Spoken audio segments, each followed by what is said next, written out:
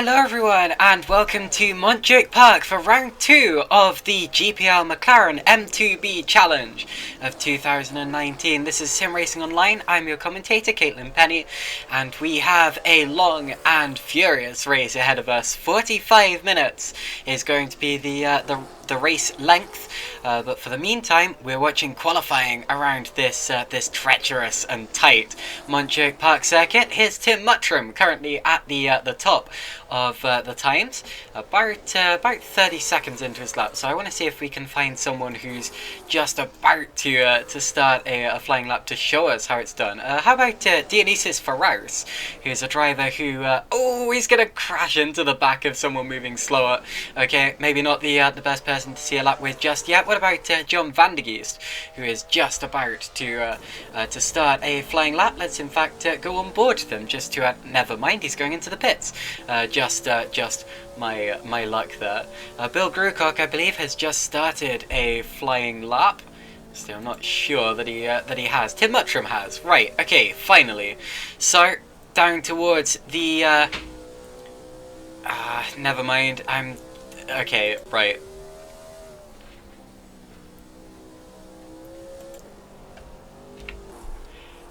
Okay, my apologies about that. Just trying to work out what the heck I'm doing.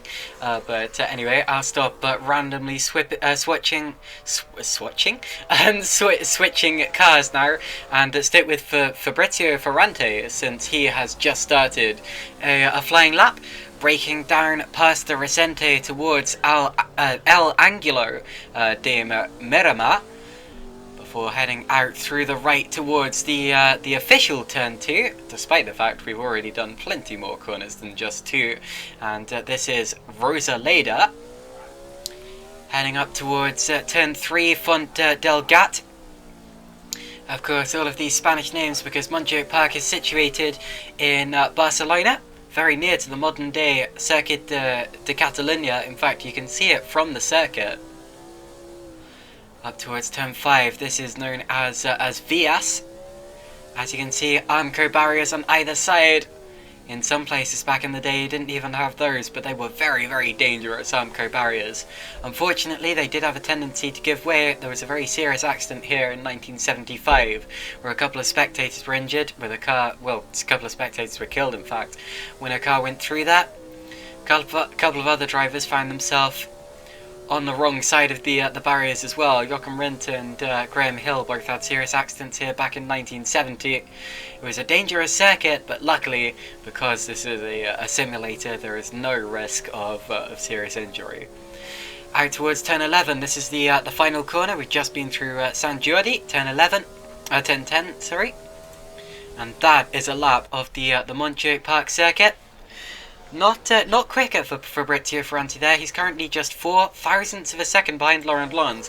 Paul Anstey there goes up into 4th position, and Laurent Lons now improves his own time, goes to a 1:31.375. So currently about 7 tenths of a second off Tim Muttram, who is at the top of the order. So let's watch Jukka Drag, currently 2nd in the championship, coming across the line and starting a flying lap.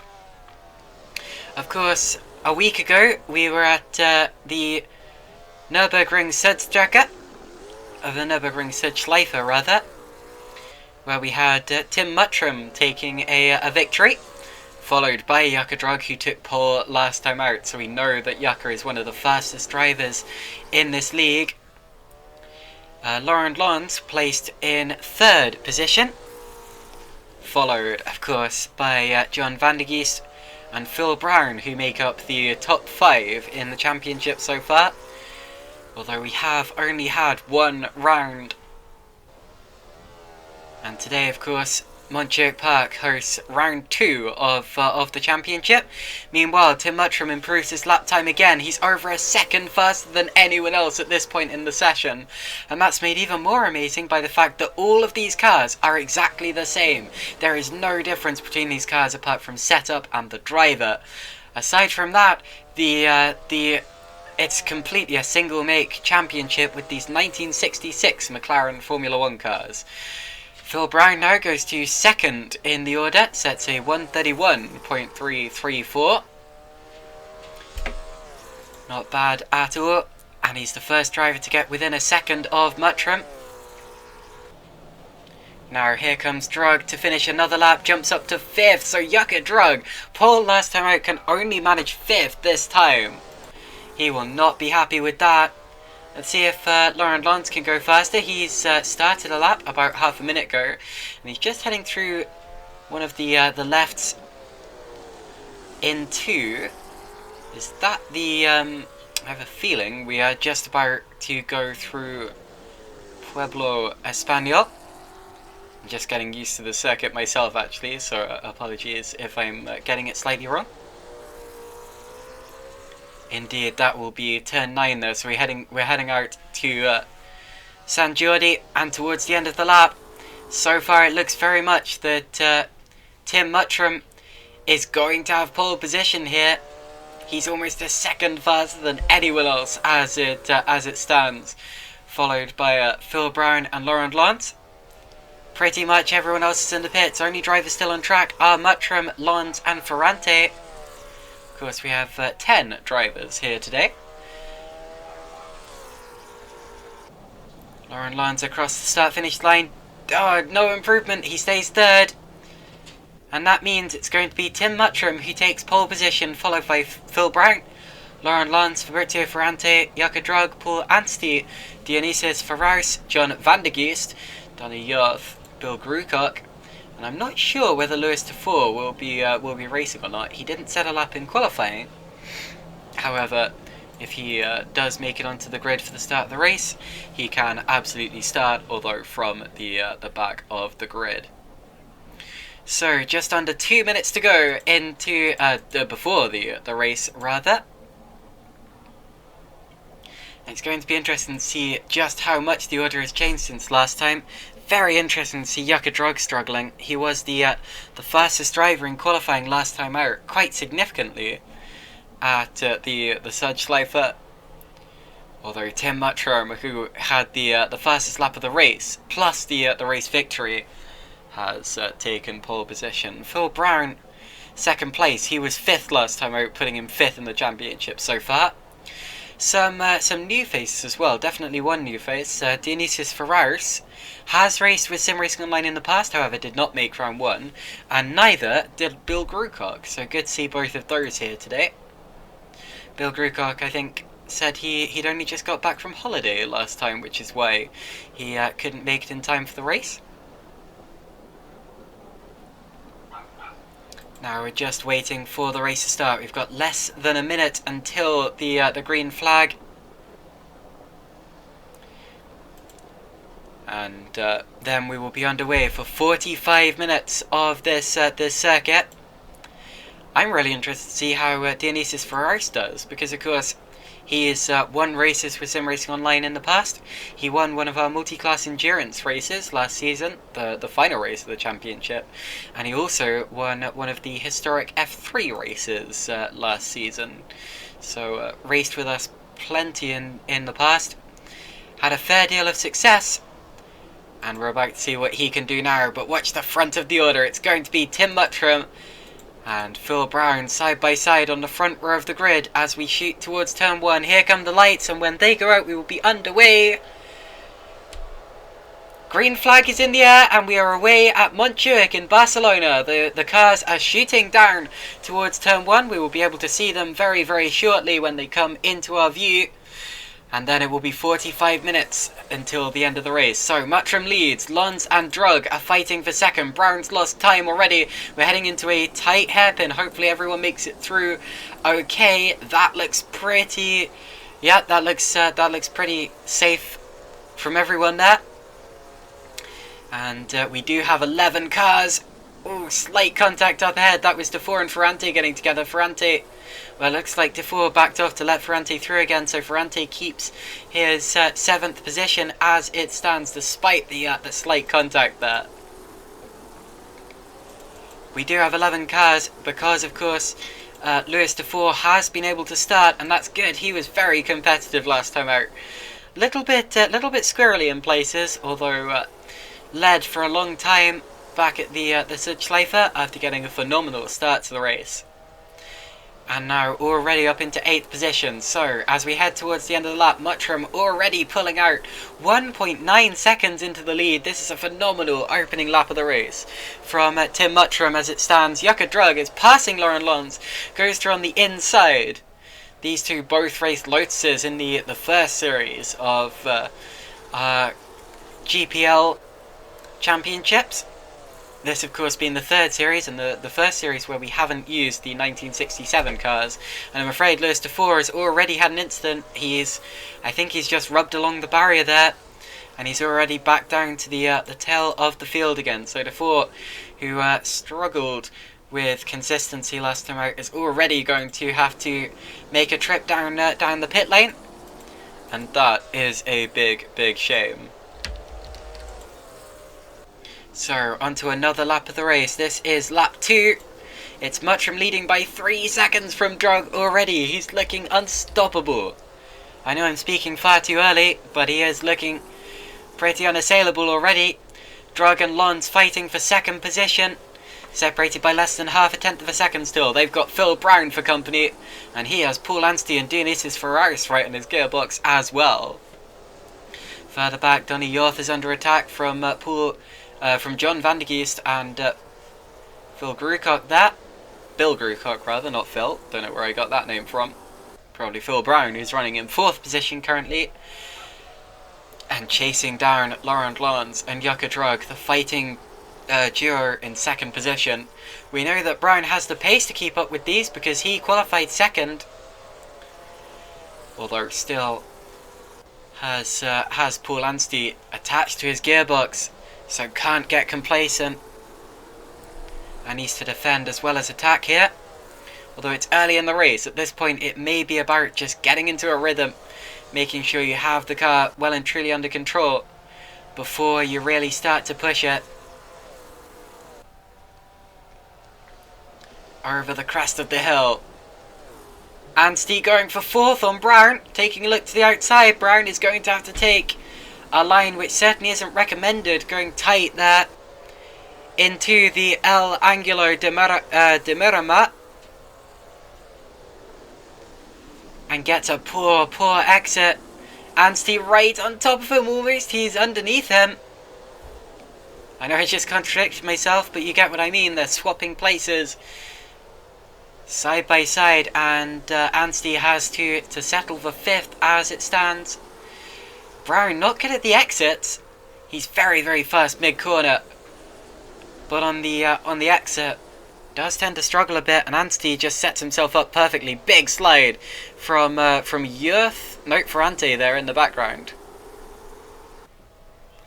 Lewis Dufour incidentally has exited the pit lane, so he's still in the race, although a long way down after his incident and pit stop. And he's got a lot of ground to be gained if he wants to get back into the significant positions in this race. Again, we know he's quick, although the consistency and the car control a little bit more questionable. Very sideways there goes Paul Anstey, trying to chase down Phil Brown. Tim Mottram sets another fastest lap of the race. 1:31.301, that is qualifying pace pretty much. Would have even taken pole with that lap, providing his other lap didn't count. Whoa, very sideways again from Anstey, and he's going to leave the door wide open for Ferraris. Looked to me as if Anstey tried to go around the outside of Brown, and it just was not going to work there. Got the car sideways, had a big slide. Managed to get away with it relatively though, and continues on in the race with little incident. Although he has lost the position to Dionysius Ferraris, winner of 2 SimRacingOnline events so far, but no classic Grand Prix events. And he wants to change that, although it's going to be extremely difficult with drivers like this in the race. Anstey coming back at him now. Coming back and sweeping through on the inside towards turn 8. Gets a little bit squirrely again, and he's going to run out wide there. through the Pueblo Espanol, and Ferraris ducks back underneath him. Makes it stick, gets through, nicely done. Now Tim Muttram again sets another fastest lap as Ferraris and Anstey is still fighting over 5th. Ferraris they're very, very close to the wall, and Anstey sweeps straight back through into 5th place. Fantastic battle between the two of them, neither wanting to give the other any breathing room whatsoever. And this time it was Ferraris that got slightly sideways, trying to break the car down towards El Angulo de Miramar. Might as well just call that Miramar. But anyway.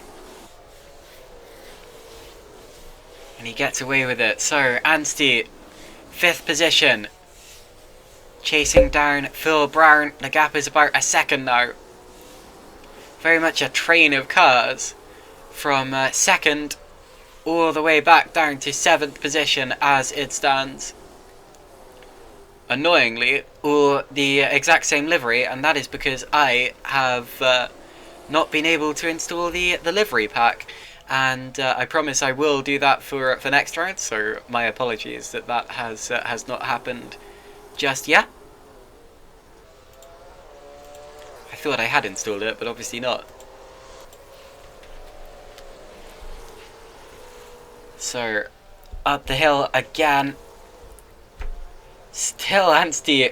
Well, now this is Anstey all over the back of Brown. So Brown just hasn't had the pace to stick with Lons as much as I thought he would.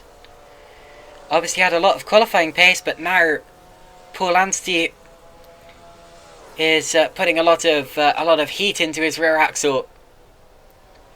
Over the crest of the hill, goes to the outside line. It's Anstey on the right, Brown on his left. And Ferraris getting involved as well, almost. Phil Brown gets out just ahead there by braking slightly later into the corner and by having that inside line. Very difficult to go round a car in a corner as tight as that. You really don't get the ideal line there by doing so.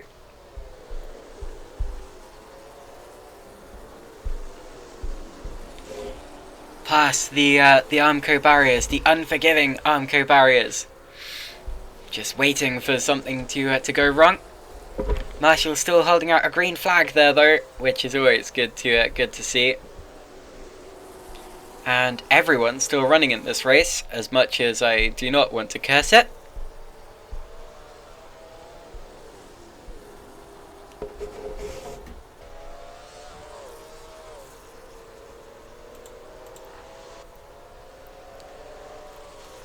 So, onto another lap of racing. We've almost done 10 minutes already of this round 2 at Montjuich Park. Apologies for the slightly dodgy stream quality. It's still viewable, although not really the highest frame rate at the minute. Bit of a shame, don't know why that's occurring. Probably just the track. You can see how very, very detailed the circuit is. And how wonderfully designed it is as well. I'm not entirely sure who designed this circuit for Assetto Corsa. Although I could try to find that out for you quickly. Meanwhile, John Van der Geest has got past Donny Yorth, and Yorth has lost 2 positions there because Bill Grucock's gone through with him. So Yorth down to 10th place, Van der Geest up to 8th, Grucock 9th. Grucock almost missing his braking there, trying to chase down Van der Geest. Van der Geest was much more competitive at the Südschleife. Although it's still doing a good job so far, and definitely in position to gain positions if people around him start to fall off the road, which I expect is going to happen in a few minutes' time, due to the difficulty of this circuit and the lack of runoff that there is. Tim Muttram again setting a fast lap of the race, 131.068. There really is no stopping him. He's already built up a 10-second lead. That is astonishing there from Tim Muttram. especially over double champion Yuka Drug. Don't really understand how he's doing it, but anyway. Of course, we've never seen those two race in the same car before, apart from last time out. We have seen them both racing in the GPL series that we've run. They were running in the they were running in the last F1 1967 series that we did. Montjuich in a Honda, and Drug, of course, in the famous Lotus 49. And in the end, it was Drug who came out of that on top after a championship decider at the 10K layout of the Monza Grand Prix circuit. Ah, good, I see the stream's running better now. I reckon it was Wikipedia that was making that lag there. Weird. Well, I can start loading up the other sites that I closed in panic then.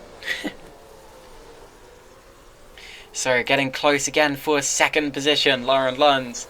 Closing in on Drug now. These two both raced Lotus 49s in the first series. Unfortunately, we didn't see much of Lauren Lunds in the second series that we did. The second F1 1967 series. As he was, well, probably busy. Just didn't enter. Made a couple of races, I think. Although, sad to see him not making a full-time effort. And I hope that he can make the full season this season as well. This third season of GPL Championships with SimRacingOnline. Because he's clearly very fast. He's clearly going to be a contender for top positions. Possibly the championship if things happen to Montjuich or Drug. Meanwhile, Gruycock has passed John Van der Geest for 8th place and already got a little way ahead of him, so I wonder whether there was a bit of a mistake there for John Van der Geest. Definitely losing time. Probably had a bit of a slide. Dropping back towards Donny Orth, but we have to look back at second position because I do not want to miss if anything changes between Drug and Lons here. They're certainly very close, although it's a very true cliche in racing that it's one thing to catch someone and another thing to pass. But these two, of course, fighting for second in the championship currently. And it's interesting to note that the top 3 drivers in this race so far are also the top 3 drivers in the finishing order of last race. So clearly these 3 are the championship contenders at this stage in the series. And Lons really needs to get a move on if he wants to keep his championship challenge alive, especially with Montjuich scoring such significant points.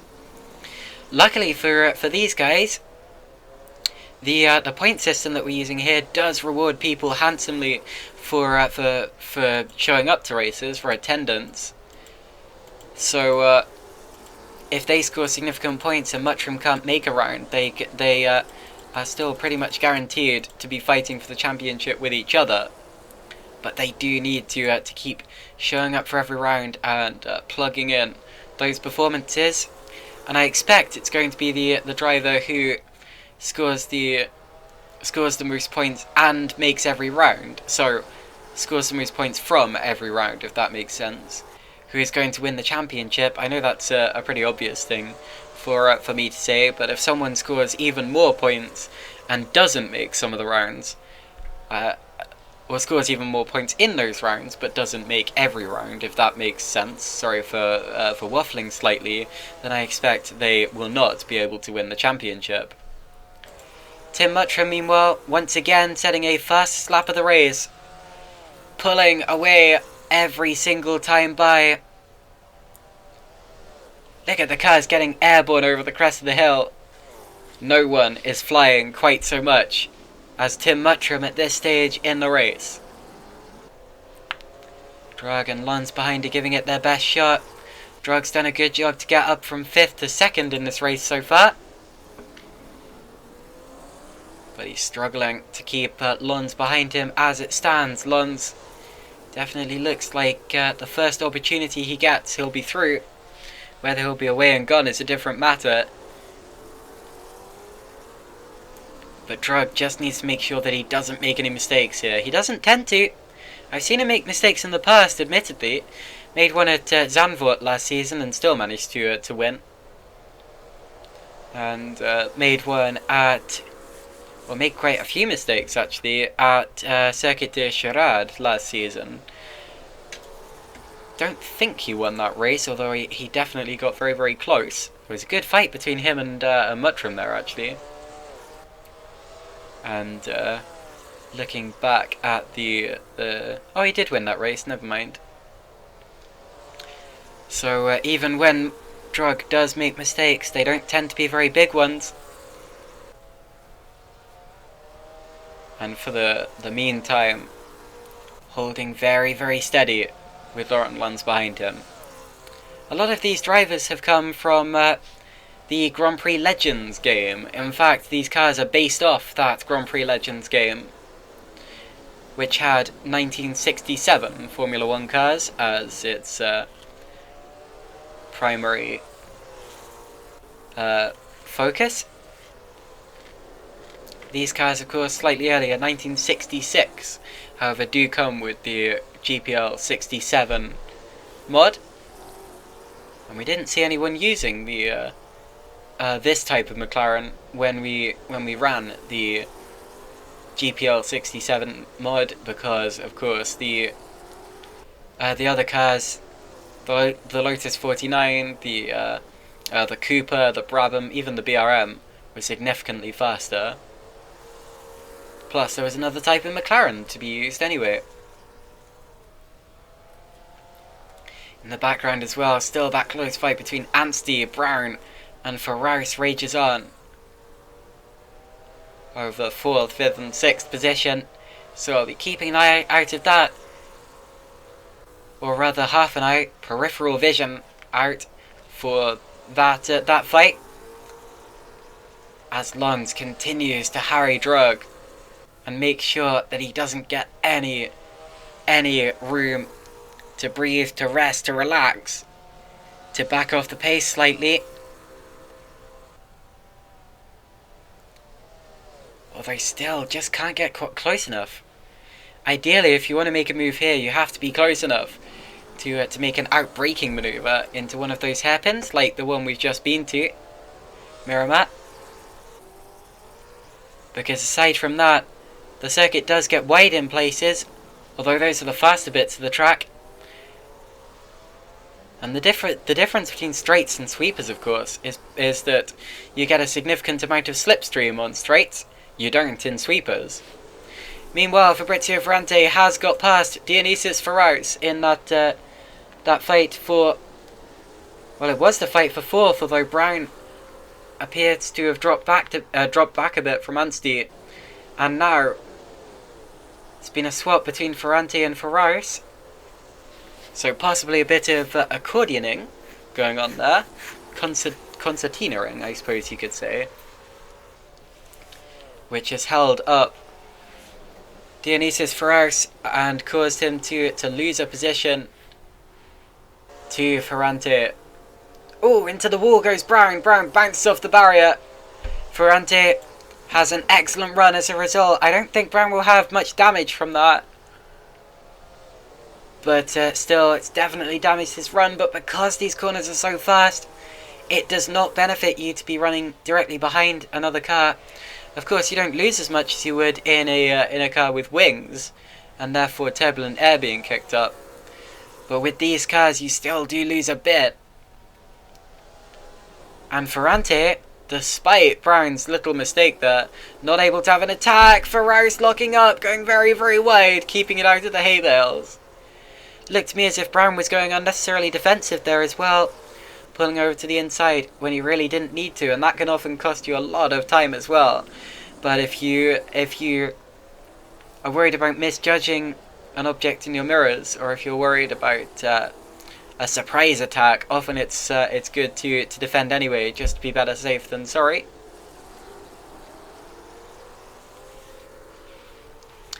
And as a result, Brown keeps 5th, Ferrante keeps 6th, Ferraris keeps 7th. And still, Drag and Lons are on each other's tail there. The other new driver in this series that I haven't spoken about yet, I say new. New as in, he didn't make round 1, is Bill Grucock, who's currently... Oh, has done a Yost past John Van der Geest for 9th there. Bill Grucock currently is in 8th position, but we're going to look again quickly back to Drog versus Lons as I'm talking about Grucock. Grucock, of course, another driver who's raced with us a lot. He won races, or he won a race in the Radical SR3 Euro Cup that we did a while ago. And he also won the championship in the BTCC Winter Cup, despite not even winning a race. So just consistency and attendance won him that. And also pace. I should point out he had more podiums than anyone else in that series. So he definitely was first, even if not first enough to take a victory. But his consistency definitely does not go unnoticed. And he's here to show us that that consistency again here today.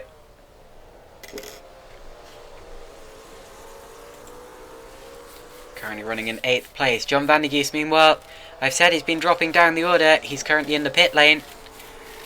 So Van der Geest, who's been having a pretty tough race so far, finished 4th last time out. And now, I'm afraid, it looks to me as if he's going to drop out of the top 10. That is, if Lewis Dufour can get past him, although I think we've had another incident for Lewis Dufour. Indeed, Dufour has just had a DNF, so ignore me that. Lewis Dufour DNF'd, John Van der Geest still in the pits, may also be a DNF potentially. And I said that we're about to get some incidents. Of course, very, very difficult track. You can see just how close the Armco is to the edge of the circuit, and it's very bouncy circuit as well, very bumpy, because it is just a classic street circuit.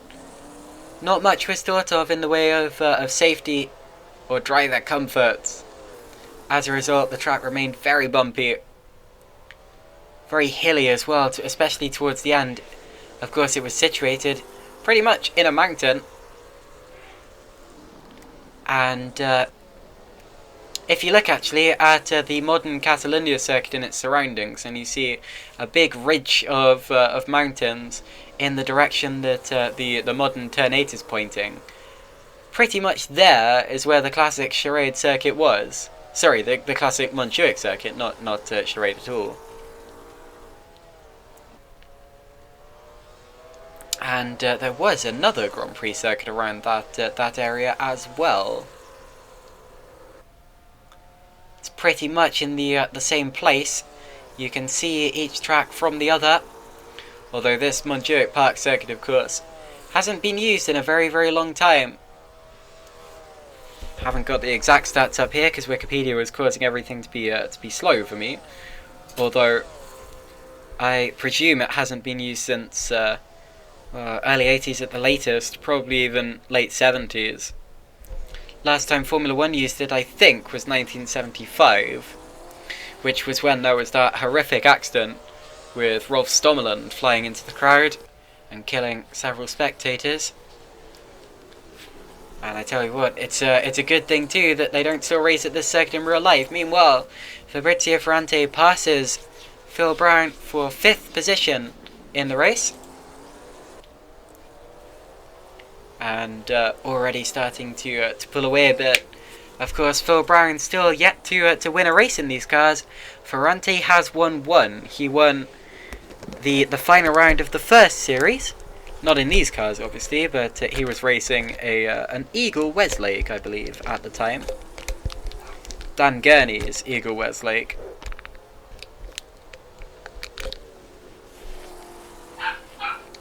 Meanwhile, Phil Brown still on the back of Ferrante. Laurent Lons dropping back a bit from Jocke Drug, so maybe just easing off the pressure a bit for now. And then we'll possibly go for an attack later on as well. John van der Geest has returned to the track, but already had a spin, I think. Appears to have gone off to the side of the road. And I saw a tyre marks too, which certainly indicate that he may have had a spin. He's currently down in 10th position. Oh, it's a big off from Muttram. It's the leader. He's just kept it out of the hay bales. And that is the first mistake that we've seen from Muttram today. Maybe just losing concentration temporarily. Gets away with it, but that's going to make his heart rate rise a bit. Barely even lost any time. Goodness me. Well, he's got away with it. So let's look back to the fight for 5th. Ferrante not clear of Brown yet. Well, he is clear of him, but he's not free from him yet. Bill Grucock's had a spin. Bill Grucock in 8th place, drops to 9th. Donny Yorth goes through. And he's perched in the middle of the circuit.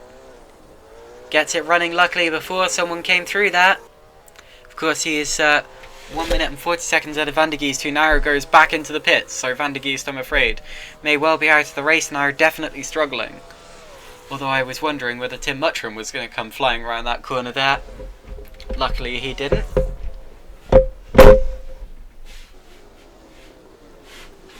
And Bill Grucock more or less gets away with it for now.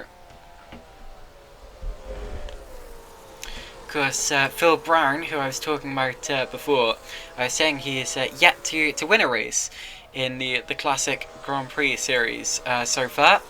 He has won... Oh, he's never won a race with SimRacingOnline. He's got very close.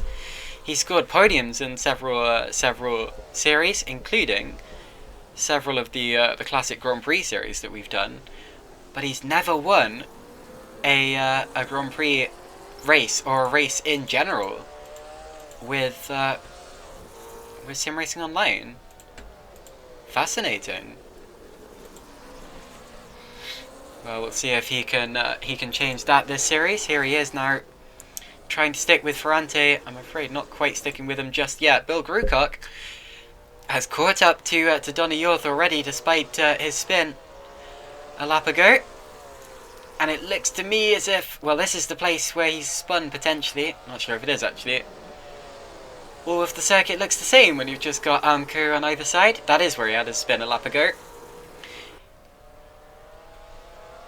And as they come into our sight, Grucock has the slipstream on the back of Yorth. May attack him here going up towards Miramar. Does go to the left hand side over the crest of the hill. Backs out of it. Yorth takes a normal line into the corner. Grucock thought he saw a gap on the inside, but maybe was just showing himself to his mirrors.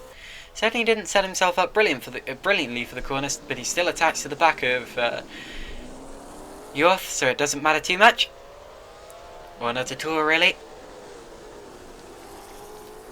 And I don't mean literally attached to the back of Yorth. Hopefully that does not occur. But well, you know what I meant.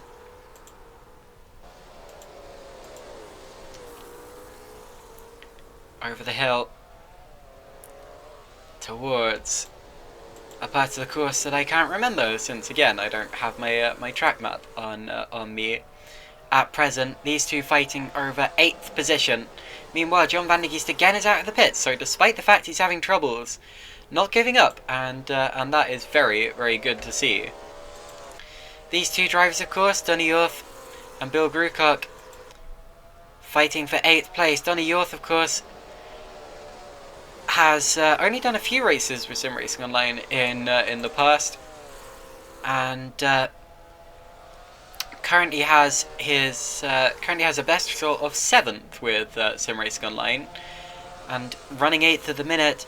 Definitely has the opportunity to improve on that if things happen to people in front of him. He scored 7th 3 times with SimRacingOnline so far, twice in the Sports Car Championship, which is currently ongoing, and that is the... Now what championship is that? That is the Porsche 718 Classic Tour that he's doing. And he's also scored a 7th place at Macau in the the Taking It to the Streets series, which incidentally was also last place, although he won't appreciate me pointing that out. However, this definitely looks as if it has the potential to be his best race yet. He's holding off Grukok for the time being. And Grukok, well, he caught him pretty quickly, but just hasn't had an answer for him since then. And I think we may well be seeing the last of John van der Geest now, because once again he's returned to the pit lane. And surely this time that is the end of his race. Oh, very wide goes Yorth. Very wide. He's in the barriers. Yorth rubbing along the wall. And Bill Grukok goes through into 8th position, and that's damage. Oh, that's severe damage for Donny Yorth. We saw him rubbing along the barriers, and his car hasn't liked it one bit. He's going to be in the wall again there. Through goes Tim Muttram to lap him. And I'm afraid that may be race over for Donny Yorth. And I have to say, I possibly cursed him there. In the pits to join Van der Geest. Back up towards Laurent Lons now. Lons possibly launching his second proper attack on Yucca Drug. He got within a second of him last time I looked. And sets his personal best lap of the race. So Lons definitely pushing. This is probably the start of his second proper attack. Laurent Lons, of course, very, very fast driver with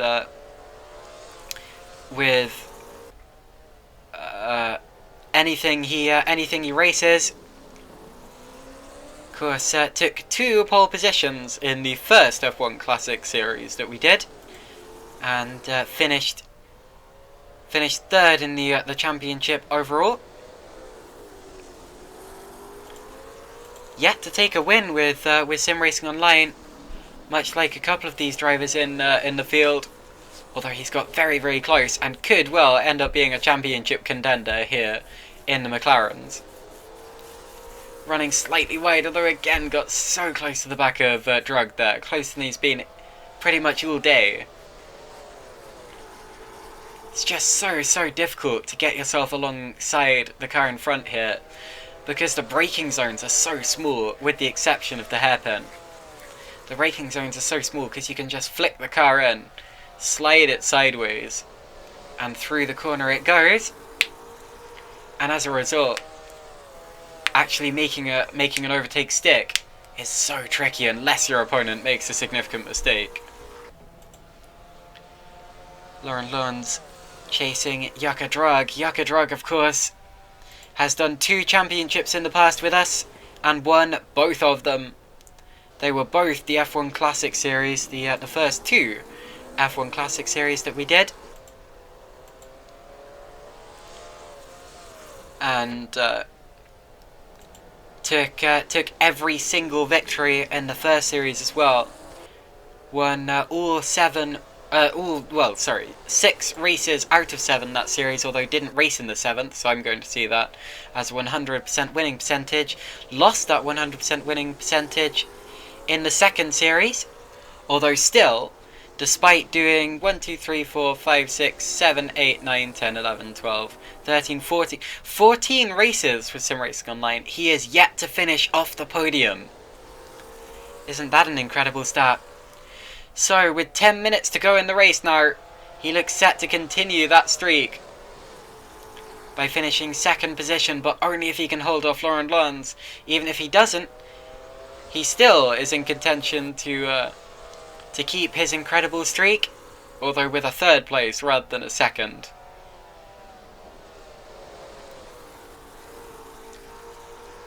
The entire SimRacingOnline GPL leagues, have taken place in 2019. So although we've had 3 series, it hasn't been 3 years. It's just been 3 different thirds of a year.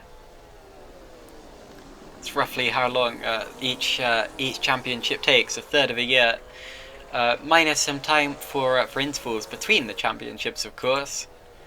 And that's one of the things I really love about SimRacingOnline, the fact that the championships are so quickfire. and you can really get involved at any time you like, in any type of car you like, in any simulator you like. Of course, if you want to get involved, go over to SimRacingOnline.co.uk. We have races which are free to enter. Oh, as Ferraris. Oh, and Phil Brown's off. Phil Brown is in the wall.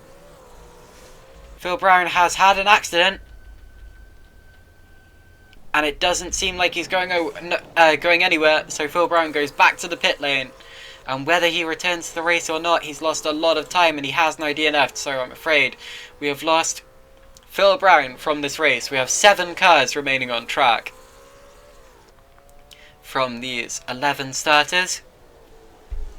And that is a big, big shame for Brown, who was running pretty well in this race so far. Of course, was 5th in the championship coming into this race. And he, I think, is going to be further down than that as by the end of this.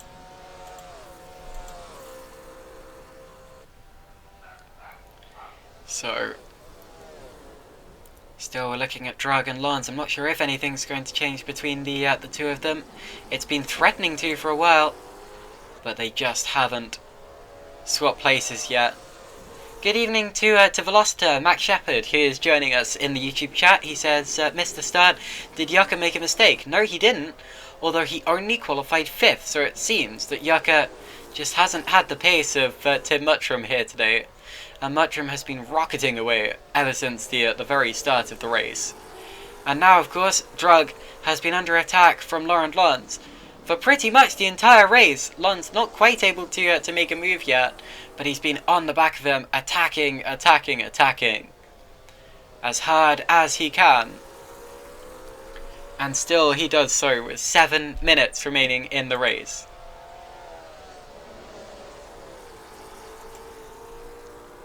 Yucca Drug, one of the fastest drivers I've ever had the pleasure of commentating. He's taken 5 fastest laps in his time with SimRacingOnline so far. Once again, all in the Lotus 49, because before this series, that was the only car he'd raced with us. Now he's done 2 races, including this one with the McLaren M2B as well. And just hasn't quite had the same competitiveness in this as he did in the Lotus 49, but still he's been very, very fast. And as I said before, yet to finish a race off the podium in SimRacingOnline. He's had first places, he's had seconds, and he's had thirds, but never a 4th and never lower. And you can tell why with drives like this, even at circuits which aren't his strength, like this one clearly isn't. He's still extremely competitive, extremely consistent, just doesn't make mistakes. And that's why Laurent Lons has not been able to find a way back past him yet. And that's why they're still in this order, in these positions, 2nd and 3rd. With 5.5 minutes of this race remaining so far. So the order still, Tim Muttram leading by 18.5 seconds from Yucca Drug. Then Laurent Lons, Paul Anstey doing a great job in 4th place. Fabrizio Ferrante is 5th. Dionysius Ferraris on his debut with the series, I believe. He wasn't here last time out, and I don't think he's done classic Formula 1 in the past with us. I'll just double check that quickly.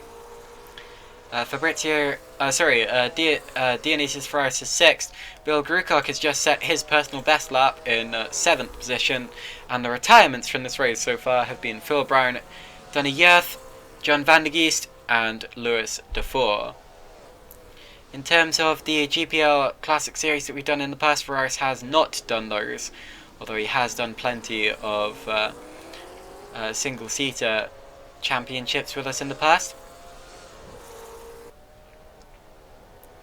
And continuing on his way to what looks set to be a 6th position finish.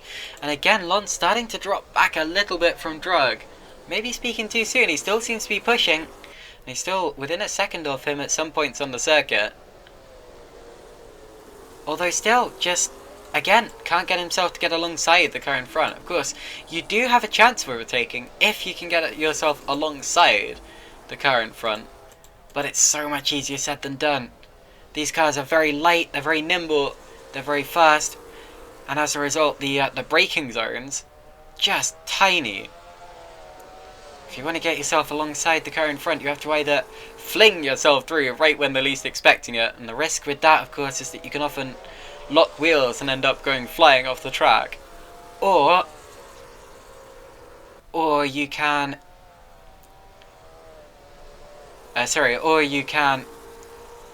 wait till your opponent makes a mistake and get yourself alongside them there. Or if you can manage to slipstream your opponent and get alongside them into official turn 1, the corner known as Miramar. That's often an overtaking opportunity as well, although it's really difficult because it's got a slightly curved braking zone and you've got a big leap and a sweeping corner immediately before there as well.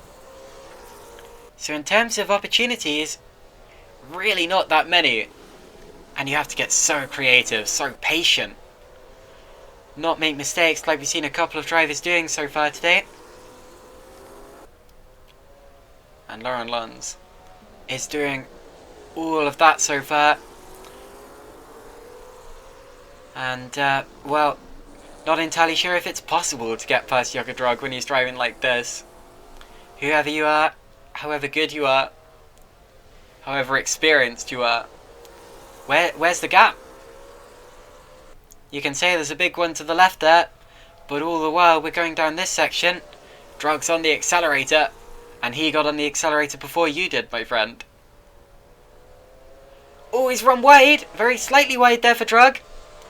It's going to give Lons a run. Now, what can Lons do with this opportunity? Can he get alongside Jukka? This is where Jukka passed Lons on the opening lap of the race. He's dropping back again already.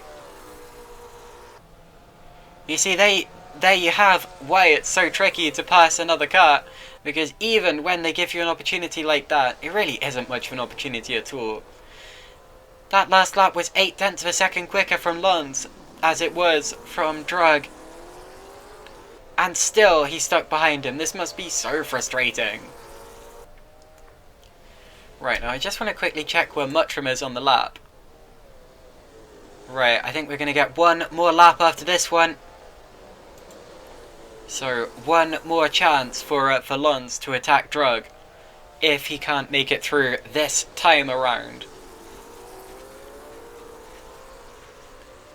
Up the hill, this is where we saw Muttram going through almost 20 seconds ago. There you see Paul Anstey still sticking with them and doing a really wonderful job in 4th place there. So much faster than he was at the Sudsleither, with all due respect to him. He's going to very much deserve this 4th position if he can hold on to it. Don't see any reason why he wouldn't, but anyway, it finished 6th last time out, but that was the final finishing position. Now it's difficult to imagine him coming last, driving like this. And truly doing a wonderful job there. Ferrante and Ferraris just haven't had the pace to tackle him, even though Ferrante we know is fast. Drug and Lons both set fastest their personal best laps of the race that last time around. They are absolutely desperate to get this 2nd position here. Breaking down into the hairpin. Not sure it's going to happen. We're going to have to look back up at Tim Muttram. Actually, I can keep an eye on his sector times down in the bottom left corner to see when he's getting close to the finish. So we can look at Drug and Lons in the meantime. Still fighting for that 2nd position on the last lap of the race. I'm not sure he's going to get close enough, even though Drug has just kicked the car sideways. It's going to be frustrating, but I tell you what, I don't think there's anyone, even Lons, that can argue that Drug hasn't deserved this 2nd place if he finishes ahead. Oh, that was very different lines there, giving the illusion that they were side by side. Meanwhile, Tim Muttram, through the final few corners, sliding it sideways, Fantastic, fantastic spectacle. One of my biggest regrets in this race is that we didn't get to look at him more, although there was so much going on behind him. Tim Muttram, who we've barely seen today, crosses the line and claims a phenomenal victory, driver of the day by anyone's imagination. Absolutely fantastic from Tim Muttram. Now we've got Drug and Lons fighting together further back, still going for it for second place, and it's going to be Yucca Drug who just about hangs on from Lauren Lons in the end there. Not much difference between them at all, but Drug was just more consistent and more stable. Paul Anstey finishes 4th place, Fabrizio Ferranti is 5th, Dionysius Ferraris is going to finish in 6th position, and Bill Grucock has already finished 7th and a lap down. The retirements unfortunately were Phil Brown, Donny Yorth, John Van de Geest and Louis Dufour. So that's the race then. That's all. Tim Muttram maintains his championship lead, followed by Drug and Lons. It is the same podium that we had a week ago. And in a week's time we'll see if we'll get the same podium again, or if we'll have a closer event. And I'll just check actually what circuit we're going to be at in a week's time. It is going to be Horsemer Raceway, which is a circuit which I've never heard of alone, let alone raced at or commentated at, and that is going to be very interesting. I really do not know what the circuit is like, so I suppose it's going to be a surprise for all of us. Also, I'm going to download the skin pack before next time. Going to make it work. Thought I had done for today, obviously not. My apologies about that, but we still have 4 rounds of the championship to go. Horsemer in a week's time, Rouen in 2 weeks, Mosport in 3 weeks, and Adelaide in 4 weeks' time for the championship finale. So, from me, Caitlin Penny, that has been today's action, and I will see you in a week's time. Good night.